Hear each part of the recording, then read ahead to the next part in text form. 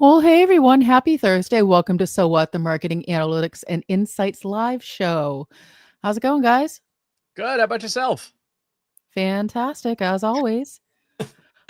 Uh, this week we decided to do a little different. We do this every once in a while, maybe once a quarter. And this week is a AMA style show.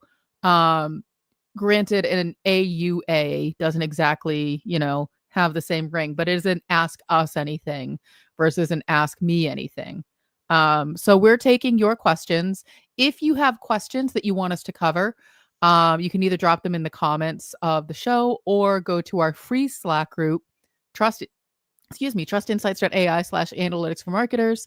Um, we have a whole thread going on there, and I believe we already have some questions queued up from our community, from the Analytics for Marketers friends. So, Chris, where would you like to start? We do indeed have questions. I took the liberty before the show started of putting them into some slides just so we can see them on the big screen. And the first one comes from our community. What is the most compelling use of OpenAI's deep research that you've encountered or used yourself? Now, as a reminder, OpenAI's deep research was previously only available in the Pro $200 a month product, but as of a few days ago, they have rolled it out to the Plus users and the Teams users who are paying the $20 a month. You get 10 deep research uses per month. But there are also other deep research tools such as Perplexity.ai's deep research, Google Gemini's deep research, DeepSeek's deep research, and the most recent addition to the family, Grok 3's deep research. So these are they're all pretty much the same thing. If you've not used them before, what you do is you go to one of these tools and you give it a very specific set of questions, and it goes out and searches the web and assembles research for you. So, Katie, have you done this? Or John, have you done these yet? I haven't. I was actually going to say maybe the first question is what is deep research, but you just sort of covered what that is. When you say assembled research, my brain immediately goes to academia. So, um, you know, w- what kinds of things are you able to research? Is it like literally anything, or are you really thinking of actual research type things? And before we get too deep into this, John, have you used this feature? I have not. No, I think Chris had shown off some stuff at one of our customer sessions, but I have not had hands on myself. Yep. So yes, to answer your question, Kay, the answer is yes. You can do pretty much any kind of research. I will commission one here just so that we can do an example live. I'm going to use Perplexity's deep research because, like I said, OpenAI only gives you 10 of them, and it also takes OpenAI the longest. It could take up to 15 minutes for it to return its answers. So let's go ahead and take a prompt that we would use for this. Here's where this is the important part with all the deep research tools. They are still generative AI. They are still LLMs at their heart, which means you still need to prompt them carefully. You can't just say, "Hey, go do me some research on this topic." You will get substandard results. So I'm going to choose the deep research drop down here in Perplexity, and now let's give it a prompt. And the prompt I want to give it goes kind of like this. You're a world-class researcher. Let's see if we can make this a little bit bigger here so folks can see what we got going on. You know academic journals, academic publishing, systematic reviews, meta-analysis, Prisma, DOI locators, open access journals. We're giving a brief role statement that, again, as with all prompting, we want to steer it early on. Your research task today is this. Identify and collate papers about the impact of chronic stress on executive function with an emphasis on neurotransmitters and neuromodulators such as cortisol. And then after the task comes the restrictions. So if you're not familiar, this follows the Trust Insights PRISM framework for reasoning models, which is what the deep research capabilities all tend to use. So we have sort of the problem, we have the relevant information, and then we have the success measures. So the restrictions and conditions are the success measures. We want research only published after 2015 because a lot has changed in 10 years.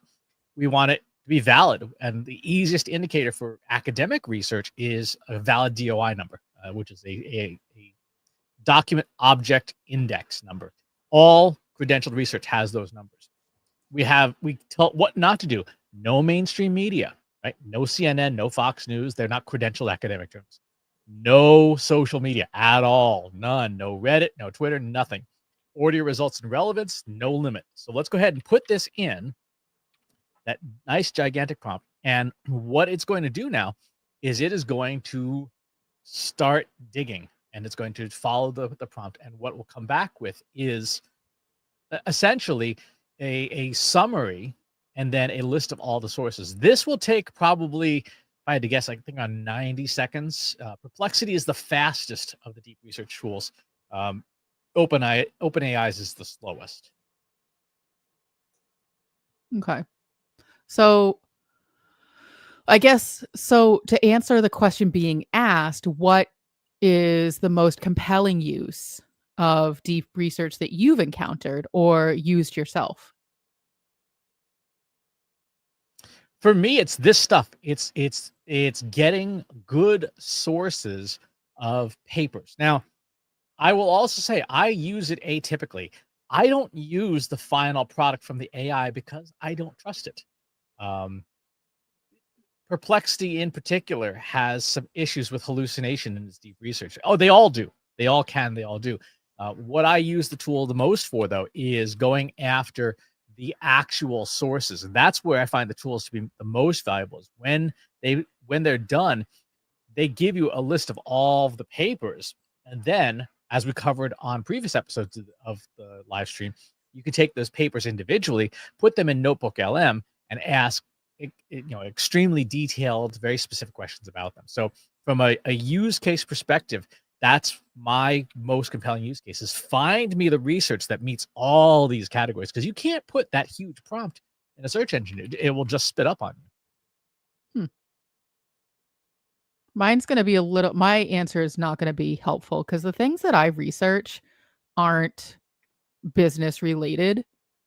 And so I remember distinctly, like, I wish this had been around 20 years ago, because I went down a deep rabbit hole trying to figure out how villains like Freddy Krueger and Jason Voorhees keep coming back from the dead. Like, where did the supernatural element come from? And there were a lot of conspiracy theories about, hexes and curses and all these things. And I was like, because just like all of a sudden, they just can't be killed. And so for me, that's the kind of nonsensical research that I tend to do. So not super helpful for the live stream, but that is my honest and final answer. One use case that I've seen people use with good success, again, with good prompting, would be very applicable for what John is doing, which is to say, I want to know everything there is to know about this company. So if you're doing business development and maybe you've got a company you really want to know about, find me everything you can find out about this company, reviews, find me earnings call transcripts, find me the executive social media accounts, find me anything you can find, and build me a profile of this company. Mm-hmm. Because what you get out of the tool, once it's finally done, is a fairly long document. And you could say, yeah, I want this. And what we've talked about on past episodes of the live stream is these exports, these abstracts that the tools put together, are great as knowledge blocks that go into a prompt. So you might say, find me everything that the CEO of T-Mobile cares about, Mike Sievert, right? And build a huge executive profile of him. Give me psychological things. Give me everything you can find on this guy. And then you can use that as an ideal customer profile to tune your sales pitches. I can also see, now that you've outlined that use case, how this can further enhance the ideal customer profile that we build, because we tend to, we keep it pretty straightforward for our customers. But for those that want to do the deeper dive, we could use this kind of deep research to do the knowledge blocks that would go into building the ideal customer profile as well. Exactly. So here we have the final deep research project is done, 67 sources. And then we have the summary of this. And essentially what this says, because I've done this particular research project before, is that chronic stress can create neurological conditions that mimic ADHD. So you want to do what you can to reduce your chronic stress. So that's question 1. Question 2, and this is a good one for you, Katie, because you do this a lot. What are your biggest red flags when you audit businesses' use of AI or talk to people how they're using AI in their businesses? I think the biggest red flag is a lack of a clear purpose statement or a lack of clear performance metrics. Like, why are we using this in the first place?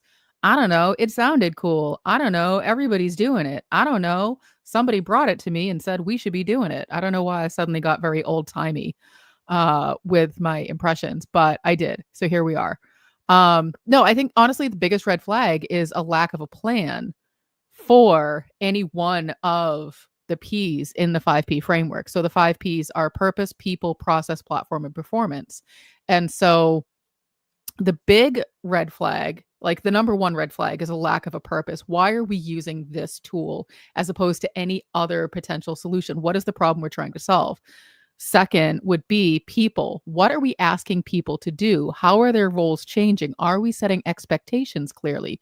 And then so on and so forth. So I think number one, no clear purpose. Number two, what are the people supposed to be doing? Do they know? Have the expectations been set? And then you go through the rest of the P's. And if you can't answer those questions, those are the huge red flags. A lot of times people are using it because they've been told to, or they think they have to. And those honestly are not good reasons.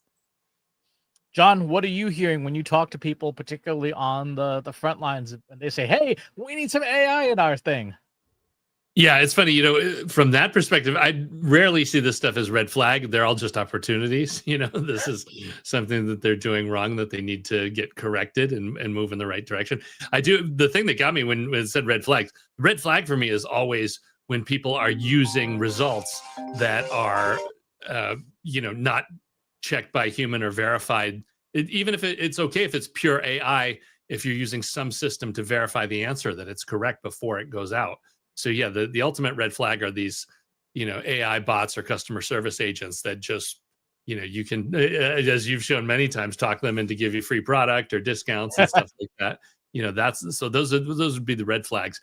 And then everything else matches what Katie said. We see people where it's like, well, Joe over at this office here just started using 5 things and nobody even knows if he's giving the whole company's data away, to China or what's going on over there. And, it's just kind of an unmanaged chaos is their only strategy, which again, that's as much red flag as opportunity for us. Exactly. All right. Next one. This is a long one, a very popular one that spurred a lot of discussion and analysts for marketers. I want my entire team to have a single source of truth chat GPT that's properly trained on everything about our company and brand, tone, and voice. Right now, we all use our individual ones, so they all have individual memories, but no single source of truth or training. Is this a situation where you would build a custom GPT? And the answer is maybe. It depends on the tasks. What this is a governance issue. Right, it is a data governance issue, which is where does the source of truth live? What format is it in? And is it universally applicable to your company's use of generative AI? And there's a few different ways you can handle this.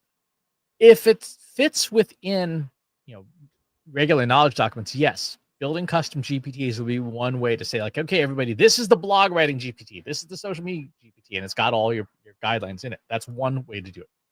A second way is to have a library of all of your major prompts and knowledge blocks. We use Google Keep for ours, Trust Insights, and that way everyone has the same starting source.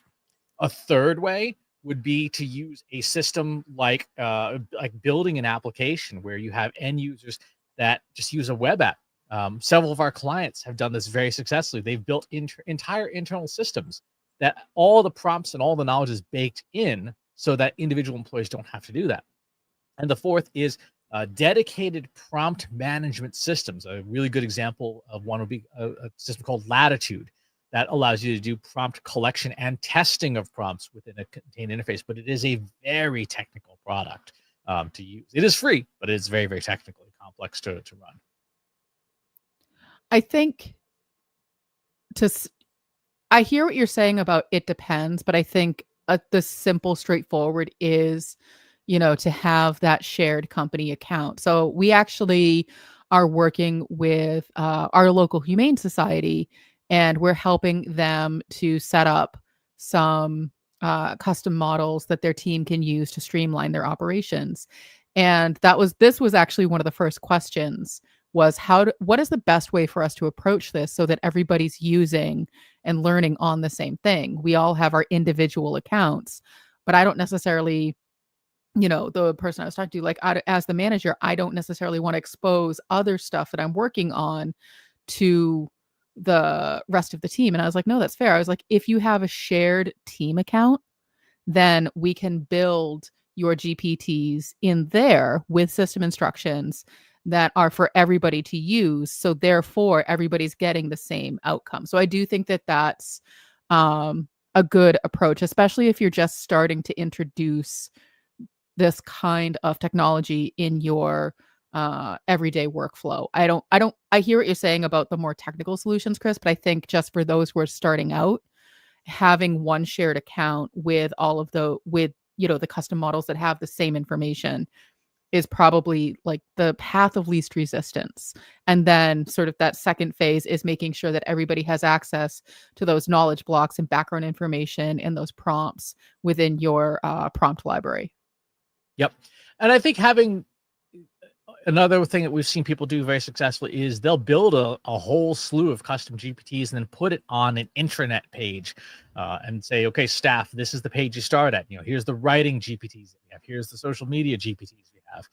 And that way, again, because if you have individual chat GPT accounts, you can share a GPT within your organization. If you're using chat GPT teams, or if you're using just Plus Edition, you can just set the permissions out to anyone with the link.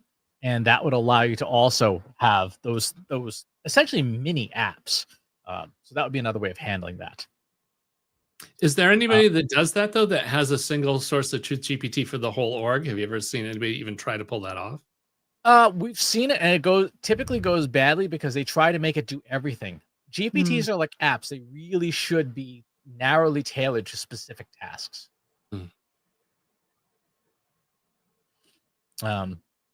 Next, even Microsoft is saying AI is generating basically no value. This is from a link that Satya Nadella did on a podcast recently, saying that he's trying to deflate some of the hype around it by saying it's not generating any value, which is at odds with them investing $50 billion in OpenAI recently. So the question is AI just another hype bubble like the metaverse and blockchain and Web3? Yes and no. I think that the part of AI that is another hype bubble is the shiny object. It's going to solve all of our problems. You have to use it for everything. That part, I think, is a hype bubble that, more mature companies who have really good process and people are starting to realize not every problem is an AI problem. So I think in that respect, it is a hype bubble. It's not a hype bubble in the sense that, like a blockchain or Web3, it's not going anywhere. It's being integrated into everything. And believe it or not, a lot of people are already using it, have been using it, aren't even aware that they're using it. AI is a technology that's been around for a very long time. Generative AI is something that's also been around, but is now really just sort of having its moment in the sun in terms of people being aware of it. And I think that really is sort of like the hype bubble, but it's something that we're all using, whether we realize it or not. And so I think hype bubble in terms of it's going to solve all our problems, not hype bubble in terms of it's just kind of there in the background. John? Yeah, I mean, I guess it's all about context because there's a number of different ways to read that, right? And one thing on at the top level, I feel that AI doesn't generate value. Like that's not what it does. It's a tool. It carves away and allows you to get to what's going on and what's happening. But then I step back and think, well, as Katie mentioned, if we talk about AI in general, everything Amazon does as far as profitability is machine learning. Like that's AI, and it definitely generates all kinds of crazy value for them that nobody can reproduce. So that's kind of baloney. But there's no denying that it is in a hype bubble. That's for sure. Everybody is sprinkling AI and everything, and so this is a classic Gartner period of, it's going to take a plunge where 8 out of 10 of these things that have the fake AI sprayed on top will burn out. But there are a whole bunch of tools that will survive and move on. And then, comparing it to the metaverse and blockchain. Blockchain, I've just always thought is a distributed database. Like, that's not even a thing. It's like we've had databases forever, so that's not really a big deal.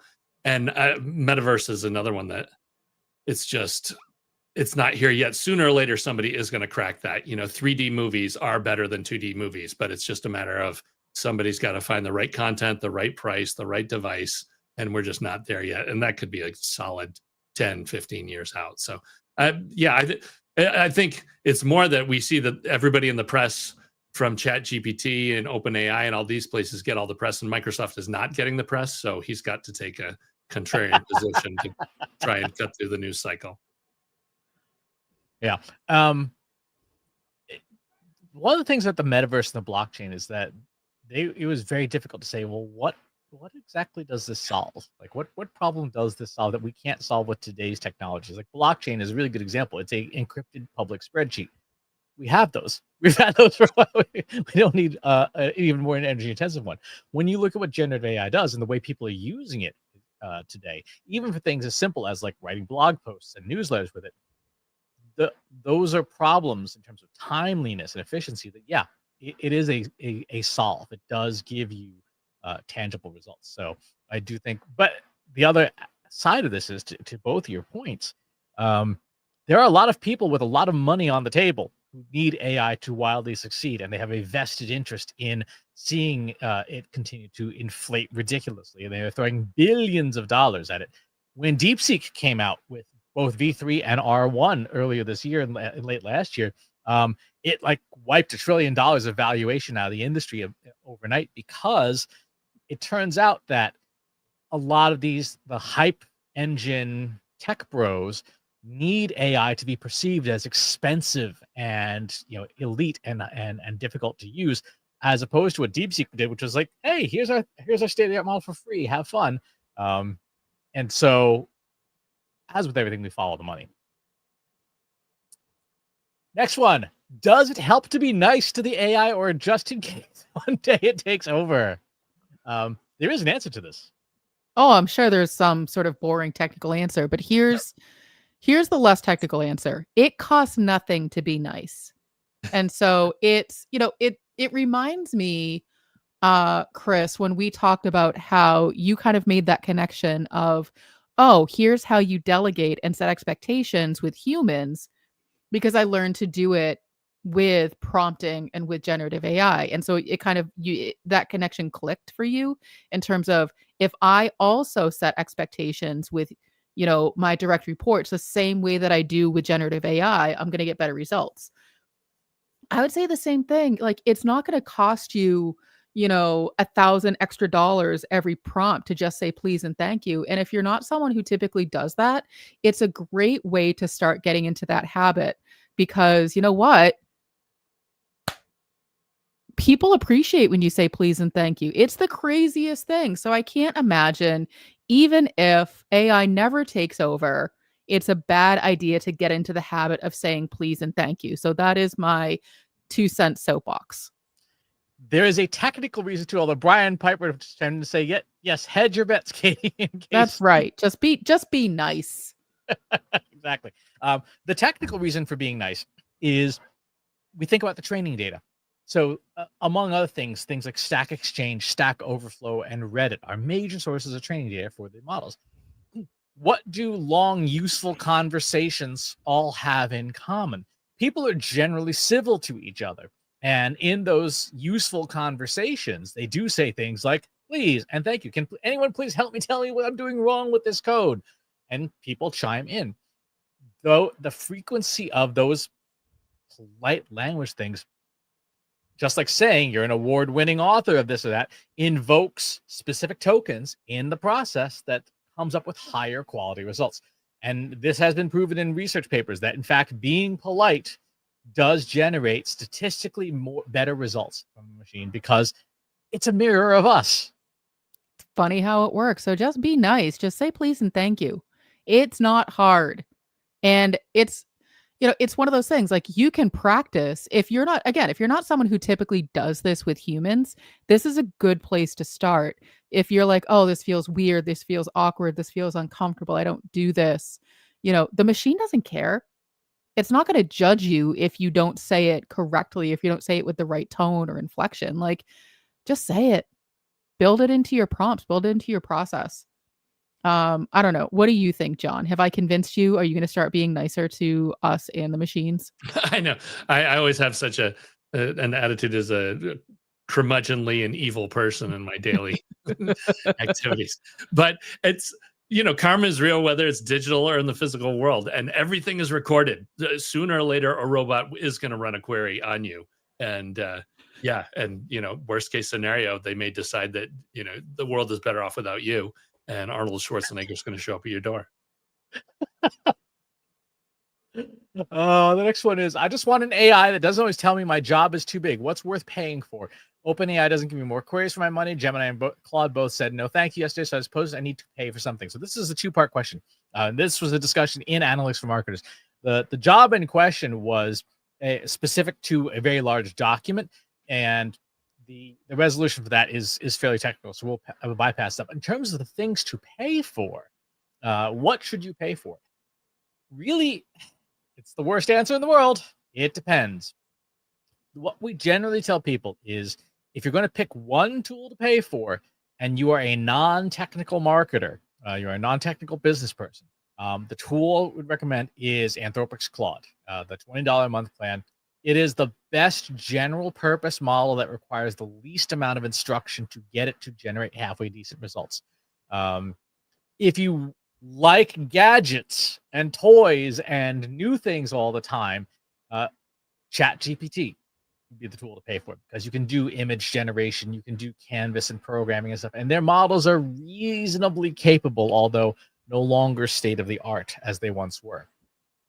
If you are more technical and you need models that can handle lots of big data in one shot, Google's Gemini is the family to use, and that is very, very capable.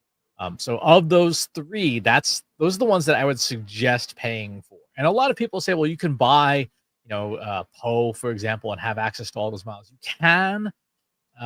However, the native interfaces tend to perform a little bit better because they've got a lot of little gadgetry on the side to help make it work better. I always think about when we were doing requirements gathering and sprint planning with my development team. And if the task, if the feature didn't fit, the level of effort didn't fit into the allocated 2-week sprint, we had to break it down into smaller pieces and smaller milestones. And so you're not changing the outcome of the feature, you're just breaking it down into smaller bite-sized pieces.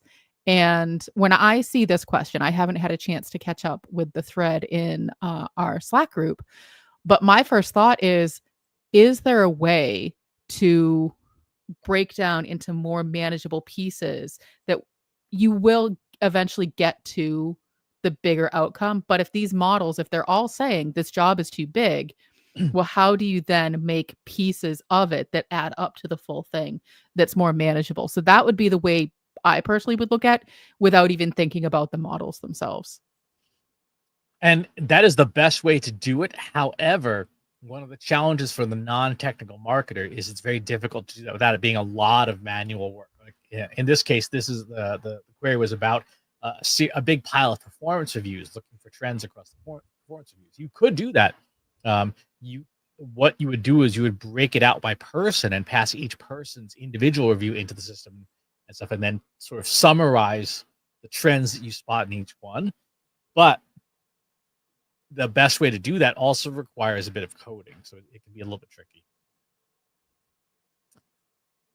The next one: when will the release of new AI things come to an end, and we are left with the main players? AI overload is a real thing for some, and some really can't get a grasp on using one effectively when they're getting a new shiny thing to try every other week. I guess ask all the time, which one should I use? And even with the gold mine, the options are out of hand. So when will this come to an end? The answer to that was pretty easy: when the money stops. Yeah, I don't see it coming to an end anytime soon. I mean, if you think about it, there's a lot of software that you use that's constantly updating in the background. I think the problem here is that the updates and the startups are more in your face versus the software that we're used to using that just sort of like, oh, we just sent an update, everything's changed and the buttons have all moved around but we're so used to it. Whereas this technology feels, big quotes, feels new. And so it feels like we're still struggling to learn what the basics are. So therefore, every time they make a change, we feel like we have to pay attention to those changes.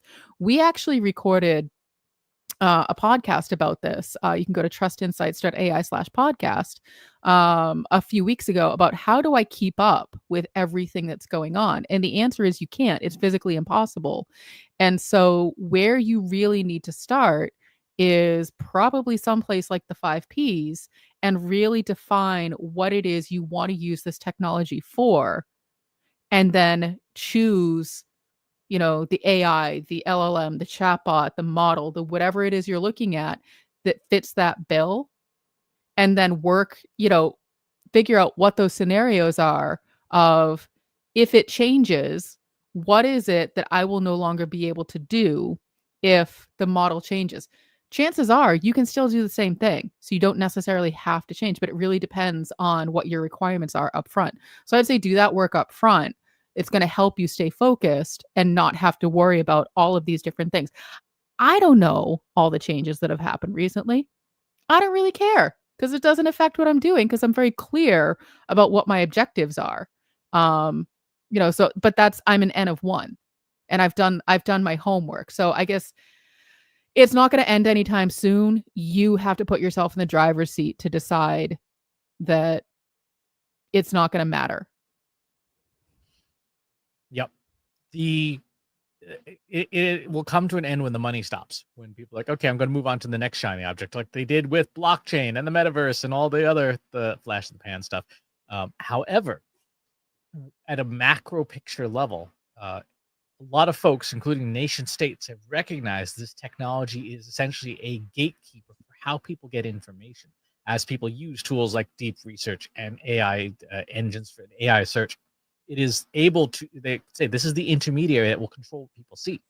And so there is a huge race on across countries for who has the best models. China has its models. I saw there was a piece in the Times of India saying once India saw what happened with DeepSeek, like we got to put our hat in the ring. We need a foundation, state-of-the-art foundation model that we can compete with on a global scale. Europe and the EU they've thrown all their weight behind Mistral and Black Forest Labs, as they're saying like, these are our children. Canada has Cohere, which is a very well-known AI company, and so everyone on the planet is racing to see who can make the best thing, and who will control that thing and who will control reality with it, because depending on which model you used, depends on the answers you get out of it. I don't know. Do you guys feel? I think one thing is that we're still at this stage where everything is just painting AI over existing business practices and ideas. I think we're due for another 5 years where we're going to see things where there's just whole entirely new products or categories that weren't possible prior to this that are going to disrupt everything that's going on in different ways that are not just kind of pouring, getting brighter candles or faster buggy whips. Yeah, there's a big issue with that right now where Drew Davis calls it Lumiere's law, where we take a new technology and try and use it like the old technology. And I think it's a great way of putting it, because we have not yet unlocked what AI can do differently than the things we're doing. Like everyone in the class is like, I'm going to use it to write more blog posts. Like, okay, yes. It's like taking a jet fighter to the grocery store. Like, yes, you can go get your groceries with a Harrier. Could you? No, that's not what it's good at. But we haven't figured that out yet with what a generative AI tools are, but we're starting to, but it's still early days. All right. I think that was the last of the publicly submitted questions. What do we got next? What do you want? I don't think we have anything in the regular comments. What do you, Katie? What questions do you have that you'd like to tackle? Can we not talk about AI for like a hot second? No, I mean, here's the thing, and I understand like some of the questions, like the fatigue is real because it's not just you feeling like it's dominating every conversation. It is dominating every conversation. Especially the way that it's misused and how it shares misinformation so easily, so seamlessly.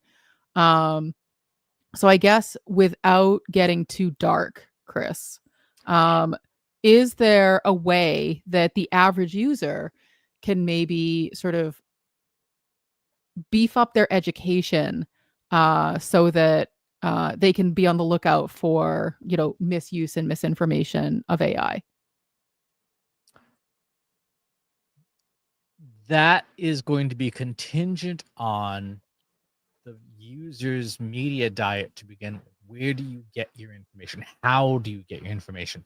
But the number one thing that I think is a best practice for everyone, and this is something that we should be teaching to our kids, this is something we should be teaching to ourselves, to our parents, do some source checking, right? If you see a post on a social media website, ask the person, do you have a source? Do you have a link to the source on this? And then be able to look at the source and evaluate, like, oh, okay, that's not a valid source. That's Madam Peony's crystal healing, whatever. It's like giving vaccine advice. Like, no, that's not a credible source.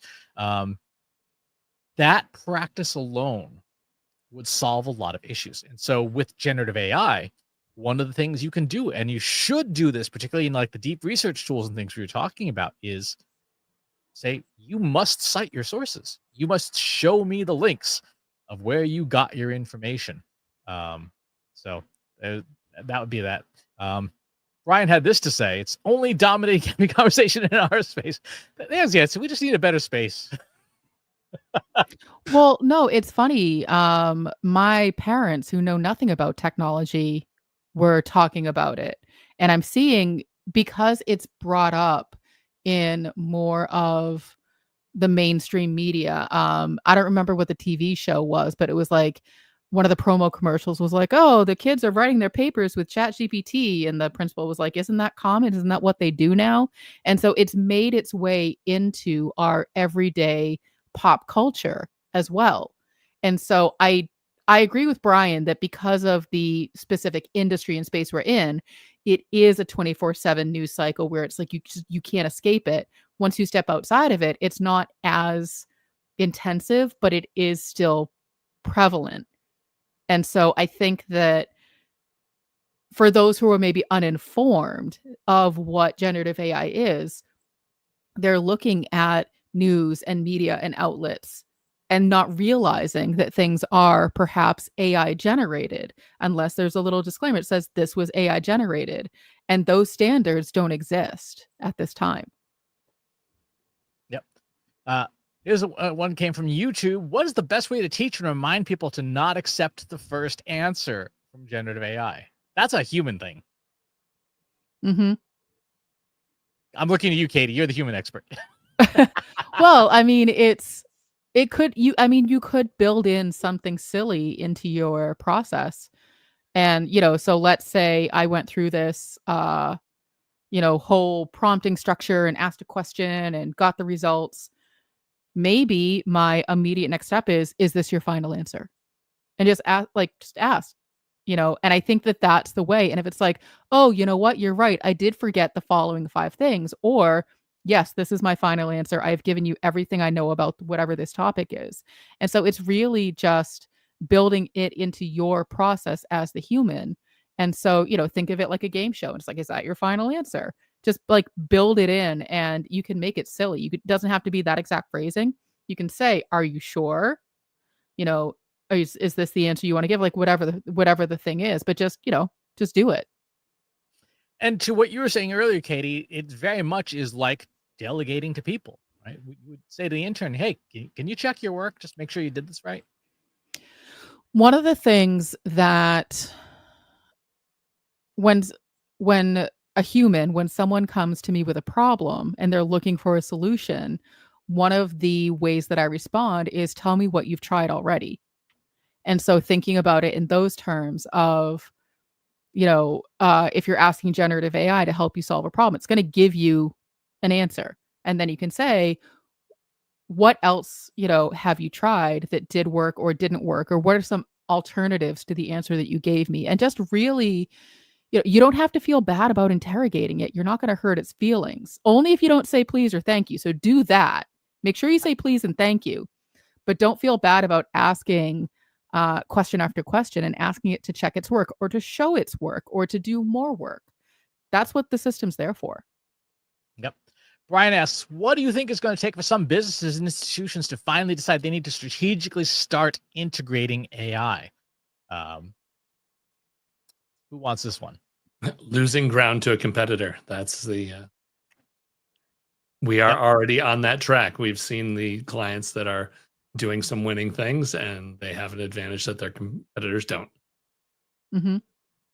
Yep. I think when they can really demonstrate what the ROI is going to be in a way that they can measure it.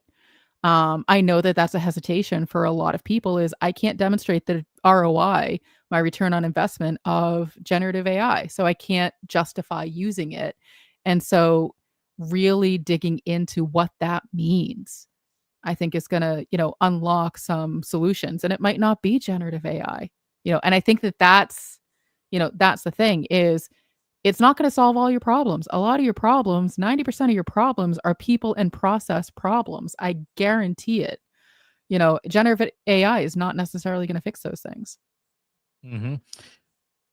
As we enter an era, and I speak globally here, of greater uncertainty, whether it is political, whether it is climate, whatever, you're going to have more economic pressures to be more efficient, right? To do more with less, as the common trope goes. And that pressure is what will convince institutions and businesses like, yeah, we got to figure this thing out. Because like John said, Acme Fish Company over here is handing us our pants on a regular and frequent basis. To finish up, Hannah asked, can you show the last 5 prompts that you use? She said she wanted to be nosy. And the answer this time, I couldn't yesterday because I was doing client work, but today I was working over lunch because this is what I do for fun. One thing that we had talking about internally is we use Thinkific for our courses. By the way, you should check out the new Trust Insights Mastering Prompt Engineering for Marketers course, which is available at academy.trustinsights.ai. And one of the things that we have to do right now is get data from Thinkific to our reporting system. And so I said, well, what would it look like to automate this? So I'll walk through very briefly how we approach this. We first start, again, using the Trust Insights Rappel framework. We give it a long set of system instructions about its role. And then we say, what do you know about this? And we give it a URL, and it spits out what it knows about the Thinkific system. And then we get into, here's now we've done the role action prime. We go into the prompting and say, here's what I want to do. I want to build a 4-file script that does these things. And here's the layout. We don't say write the code. Instead, we say write a PRD, write a product requirements document. Because what we want it to do is to think out loud a lot about what this should go into. And then we say, what questions do you have? And it comes back and it says, tell me all the answers to this because you were incomplete. You didn't do a good job. And so I give it long answers. I give it example code. I give it some emoji, and it fills out the PRD. And then we revise it a few times. And then we say, keep revising it. And then we get to build a work plan. So now you have the PRD, you have a work plan saying, give me exactly what steps to take in order from least dependencies to most dependencies. And it goes through and it develops the work plan. And only then do you get to, okay, let's write code. And what happens when you follow this 5-step process, you get working code on the first try? So I think she was more wondering, like, what are the last 5 tasks that you gave Oh, okay. to generative AI? But no, I think that this is useful. And I think we have time for one more question because Brian asked a really, really good one that I think is worth tackling, which is, do you think AI is making organizations more aware of the issues in their data and content governance? No. It is highlighting those issues, but people are not recognizing that those are the issues. They keep looking at the people, the teams. That's the problem, and not we're not collecting data correctly. We're not doing governance correctly. We haven't chosen the right tools correctly. They keep looking at the people saying, you're the problem, not us. So it is highlighting those issues, but there's a self-awareness problem. Even worse, and this goes back to an earlier question from Productivity Portfolio. They're saying, well, you know what? We're just going to ignore those issues and just accept the answers AI gives us, even though AI is essentially just kind of papering over that by making things up. That's not a new business practice. And that's the thing, is new tech doesn't solve old problems. And so if you have a content and data governance issue, AI is not going to solve that. By slapping it right on top of whatever the problem is, it's really only going to exacerbate the problem and make it harder to solve. And so do that foundational work first. Make sure you know what you have before you add more tech to it. Exactly. All right. We are at the end of our pile of questions and things. So if you have future questions that you want to have asked, go on over to Analytics for Marketers, the free Slack group. There'll be a link at the end of the show on how to get there and ask the questions. We keep that open all the time. Thanks for tuning in for this episode. Any final parting words, Katie and John? Yeah, be nice. Keep asking. Yeah, well, be nice. I think John does better. The robots are watching. Run fast, laugh hard, be kind. All right. Thanks, everyone, for tuning in, and we will talk to you on the next one. Thanks for watching today. Be sure to subscribe to our show wherever you're watching it. For more resources and to learn more, check out the Trust Insights podcast at trustinsights.ai/TI podcast and a weekly email newsletter at trustinsights.ai/newsletter. Got questions about what you saw in today's episode? Join our free Analytics for Marketers Slack group at trustinsights.ai/analytics for marketers. See you next time.